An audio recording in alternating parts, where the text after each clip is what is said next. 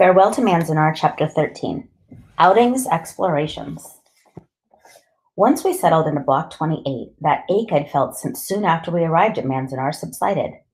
It didn't entirely disappear, but it gradually submerged as semblances of order returned and our pattern of life assumed its new design. For one thing, Keo and I and all the other children finally had a school. During the first year, teachers had been volunteers, equipment had been makeshift, classes were scattered all over camp, in mess halls, recreation rooms, wherever we could be squeezed in. Now, a teaching staff had been hired. 2 blocks were turned into Manzanar High, and a third block of 15 barracks was set up to house the elementary grades. We had blackboards, new desks, reference books, lab supplies. That second stable school year was one of the things our world commemorated when it came out in June of 1944. My days spent in classrooms are largely a blur now, as one merges into another. What I see clearly is the face of my 4th grade teacher, a pleasant face, but completely invulnerable. It seemed to me at the time with sharp, commanding eyes. She came from Kentucky. She wore wedgies, loose slacks, and sweaters that were too short in the sleeves. A tall, heavy-set spinster, about 40 years old. She always wore a scarf on her head, tied beneath the chin, even during class, and she spoke with a slow, careful Appalachian accent. She was probably the best teacher I've ever had. Strict, fair-minded, dedicated to her job. Because of her, when we finally returned to the outside world, I was, academically at least, more prepared to keep up with my peers. I see her face, but what I hear, still ringing in my mind's ear, is the glee club I belonged to, made up of girls from the 4th, 5th, and 6th grades. We rehearsed every day during the last period. In concert, we wore white cotton blouses and dark skirts. 40 voices strong, we would line up at assemblies or at talent shows in the fire break and sing out in unison all the favorites of the school kids used to learn. Beautiful Dreamer, Down by the Old Mill Stream, Shine on Harvest Moon, Battle Hymn of the Republic. Outside of school, we had a recreation program with leaders hired by the War Relocation Authority. During the week, they organized games and craft activities. On weekends, we often took hikes beyond the fence. A series of picnic groups and camping sites had been built by internees, clearings with tables, benches, and toilets. The first was about half a mile out, the farthest several miles into the Sierras. As restrictions gradually loosened, you could measure your liberty by how far they'd let you go. To Camp 3 with a Caucasian, to Camp 3 alone, to Camp 4 with a Caucasian, to Camp 4 alone. As 4th and 5th graders, we usually hiked out to Camp 1, on the edge of Bears Creek, where we could wade, collect rocks, sit on the banks eating lunches. The mess hall crew packed for us. I would always take along a quart jar and a white handkerchief and sit for an hour next to the stream, watching it strain through the cloth, trickling under the glass. Water there was the clearest I've ever seen, running right down off the snow. One of our leaders on those excursions was a pretty young woman named Lois, about 25 at the time, who wore long braids, full skirts, and peasant blouses.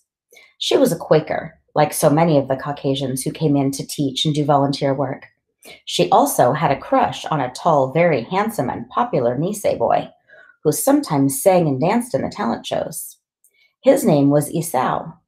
In order to find a little free time together, Lois and Isao arranged an overnight camping trip for all the girls in our class. We took jars for water, potatoes to roast, and army blankets, and hiked up Bears Creek one Friday afternoon to a nice little knoll at the base of the mountains.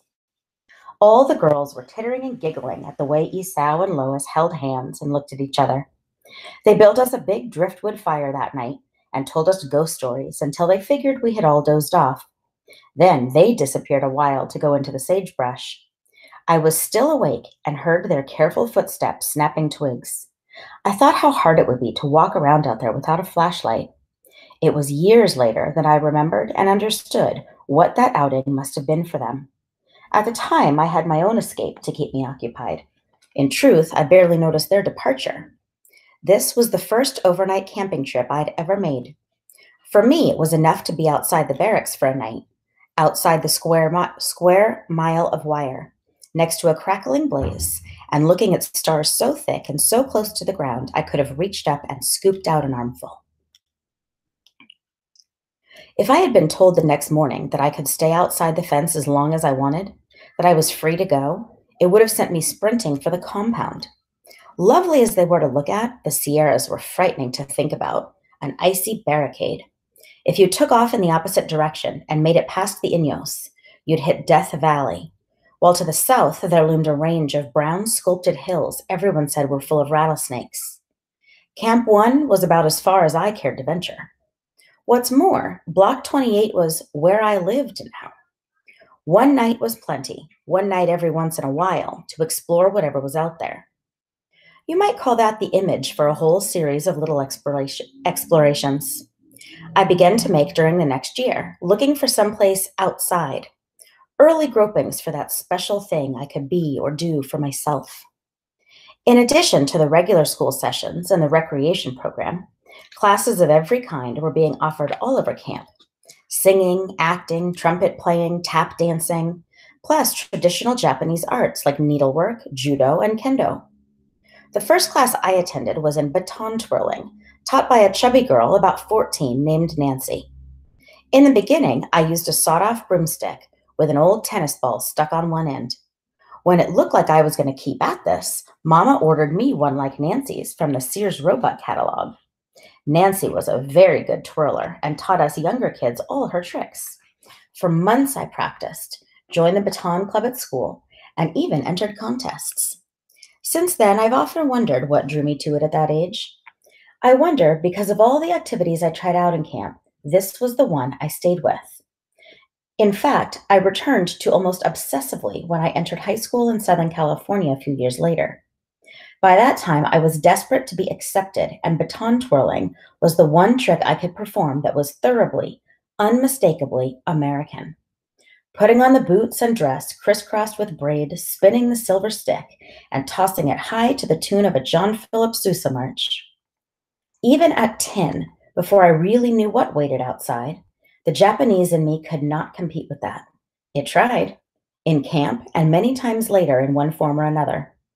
My visit to the old geisha who lived across the firebreak was a typical example of how those attempts turned out.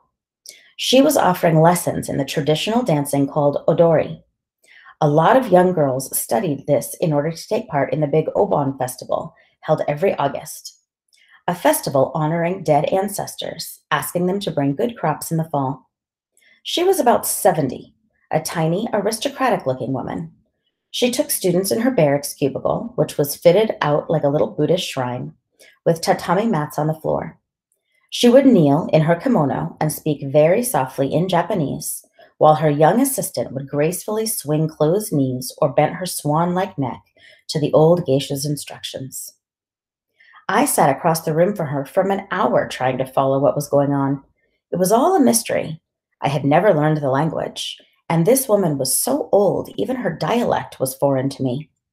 She seemed an occult figure, more spirit than human. When she bowed to me from her knees at the end of the hour, I rushed out of there, back to more familiar surroundings. Something about her fascinated me, though.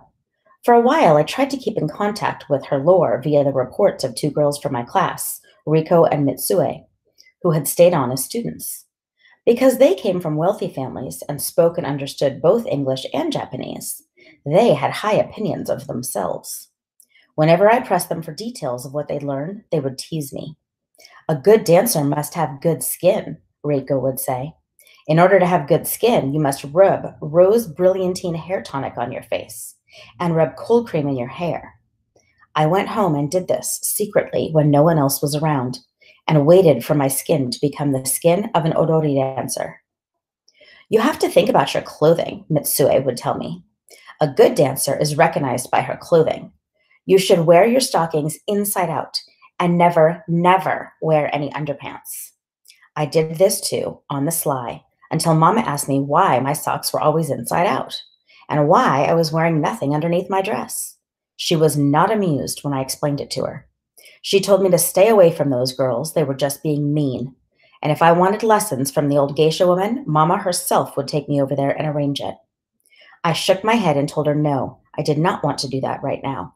I had another kind of dancing in mind. This time it was ballet. I had never seen ballet, I only heard of it, but it sounded like something I would want to do. In Ocean Park, I had taken tap dancing lessons. My older brothers would coax me to perform for visitors, and it gained me a lot of attention. In camp, I already had danced in a couple of talent shows. When the word came around that a woman was offering ballet lessons, I showed up with three other young girls. It was a dusty day, anyhow, and there wasn't much you could do outside. The classroom was an abandoned barracks. No one had lived there for months. Light showed through the warped planking.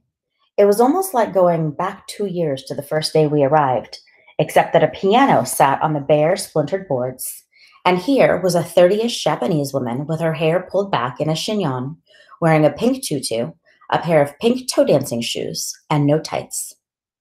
At the piano sat a young girl with glasses on, studying some sheet music in the not quite adequate light from a single overhead bulb. When we were all in the room and seated on the floor, she began to play.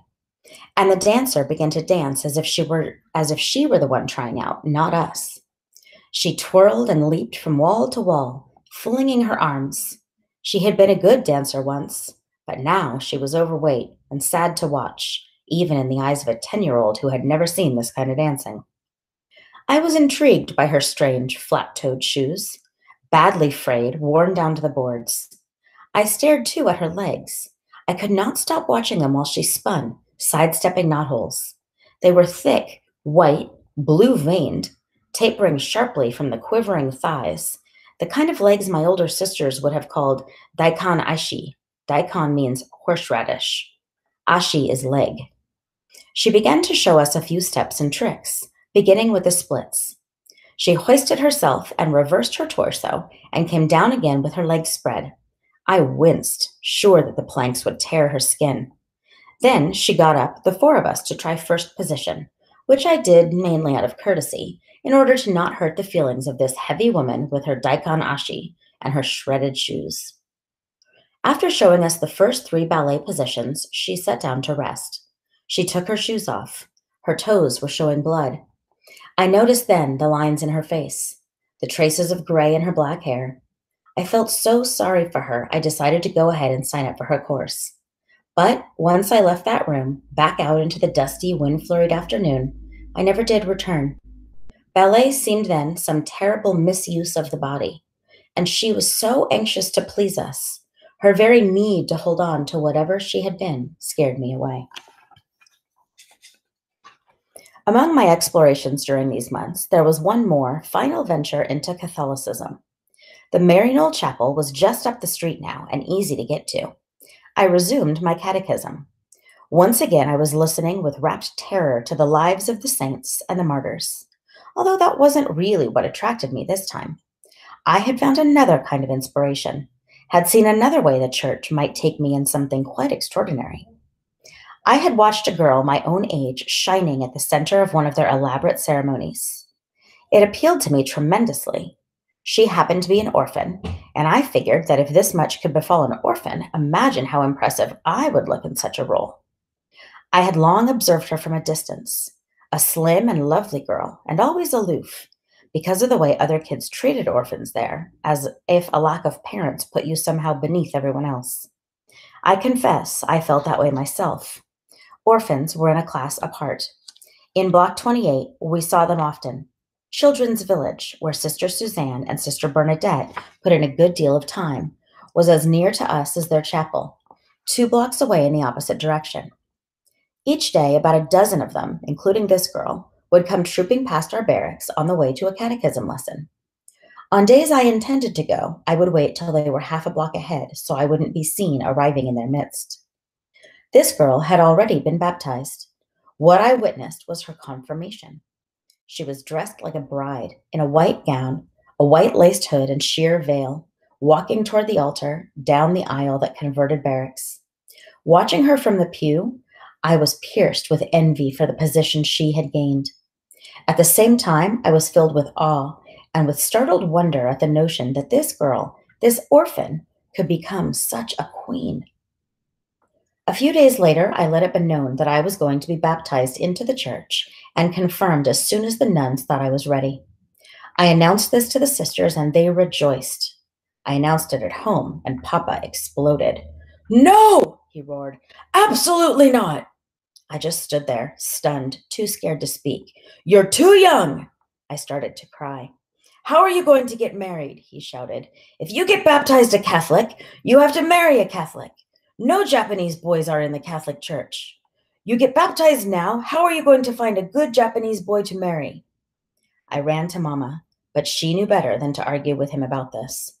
I ran to the chapel and told Sister Bernadette, and she came hurrying to the barracks. She and Papa had become pretty good friends over the months.